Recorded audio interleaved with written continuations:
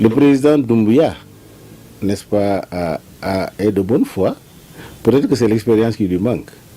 Ce qui lui manque, je crois que Yaya Boni va lui apporter ça. Je sais qu'il le fera dans la transparence et la justice. Et c'est ce dont le peuple guinéen a besoin aujourd'hui. Mais Yaya Boni n'est pas à sa première médiation sur le plan international. Il a déjà fait, il a eu des preuves. Il y a eu médiateur, vraiment, ils ont choisi un bon médiateur. Puisque Yaya Boni a fait plus de 10 ans dans ce pays. On a vu comment Yaya négocie. Il négocie les conflits. Bon, aujourd'hui, les médiateurs, ceux qui suivent, a reçu sa mission. Je dis que c'est une bonne chose. C'est la fierté du Bénin. Dès sa nomination, vous avez vu, toute la classe politique guinéenne s'en est réjouie. Parce qu'ils ont dit c'est un démocrate et il a respecté les 2 mandats. En somme, les citoyens béninois donnent carte blanche au nouveau médiateur Thomas Boni Yayi dans la crise guinéenne qui succède ainsi à Mohamed Ibn Chambas. L'analyste politique Marcel Zoumenou énumère quelques critères qui ont certainement pesé dans la désignation de l'ancien chef d'État béninois. La plupart des gens qui ont gagné la confiance des chefs d'État, c'est souvent des anciens présidents de la République. Et donc, moi, je peux dire que c'est le plus grand critère qui a milité en sa faveur. C'est un ancien président de la République. Deuxième critère, c'est les gens essaient d'évaluer quelles sont les potentialités que vous avez pour gérer la crise dans un pays précis.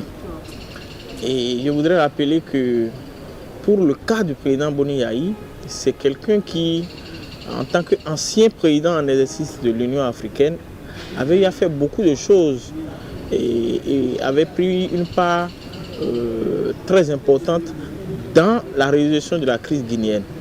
Enfin, le troisième critère, c'est que Yaya Boni apparaît aux yeux de beaucoup, même dans la classe politique guinéenne, comme quelqu'un qui est très attaché à la démocratie et à la liberté. Mais il faut le noter, vous ne devenez jamais médiateur dans une crise si vous n'avez pas l'aval de votre pays. Donc, cela veut dire que le chef d'État, le président Patrice Talon, a dû jouer aussi un rôle important dans la désignation de son prédécesseur. Pour Hamzat Abdoulaye, d'autres éléments confortent la désignation de l'ancien président de l'Union africaine. Que ce soit lors des discussions avec les autres États comme le Mali et autres, son image n'a pas du tout été connue. Son origine aussi est un avantage parce que le Bénin ne s'est pas prononcé contre ces jeunes-là qui sont arrivés au pouvoir durant cette période, contrairement au Ghana qui s'est prononcé de façon très dure et fortement. Je pense qu'il y a un dernier point qui s'ajoute, c'est que le président Boni Yayi fait l'unanimité au sein de la junte guinéenne. Donc il pourra être la voix de la junte auprès de la CEDEAO. Les 2 analystes politiques sont donc unanimes sur le fait que Thomas Boni Yayi réussira sa mission à lui confier par la CEDEAO. En fait, il y a 2 pôles importants dans la crise.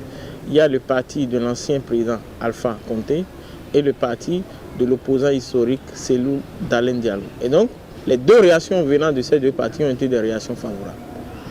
Et vous savez, la réaction venant par exemple du parti d'Alpha Condé a dit « Si c'est lui, nous allons participer aux négociations ». Et du camp de Cellou Dalein Diallo, le porte-parole dit « Oui, c'est quelqu'un qui est très attaché à la démocratie et donc il nous rassure, nous pouvons discuter ». Et donc, vous voyez déjà là qu'il part déjà avec un avantage. L'avantage que s'il invite les gens à la discussion, les gens vont venir. Parce que si vous êtes médiateur, vous discutez avec des partis qui sont en conflit. Et donc si vous les invitez, ils ne viennent pas, ça veut dire que vous êtes sûr que votre mission ne va pas prospérer. Mais dans son cas à lui, les réactions qu'on a nous prouvent que les gens sont prêts à discuter une fois que c'est lui qui est désigné médiateur. Il a une certaine expérience qui joue en sa faveur, ce qui fait qu'il peut être la voix que la jeune pourra écouter. Donc, il va miser sur son poids, sur son influence, pour pouvoir faire une proposition concrète de sortie de crise, une proposition concrète d'une constitution ou du rétablissement d'un ordre constitutionnel en Guinée. Et il pourra aussi sortir de base pour faire en sorte que la jeune guinéenne puisse organiser des élections libre et transparente. Malgré tous ces atouts, Boni Yayi, qui va en territoire visiblement conquis, va-t-il réussir vraiment cette mission, vu la grande adversité qui subsiste entre les frères guinéens? Les prochains jours nous édifieront.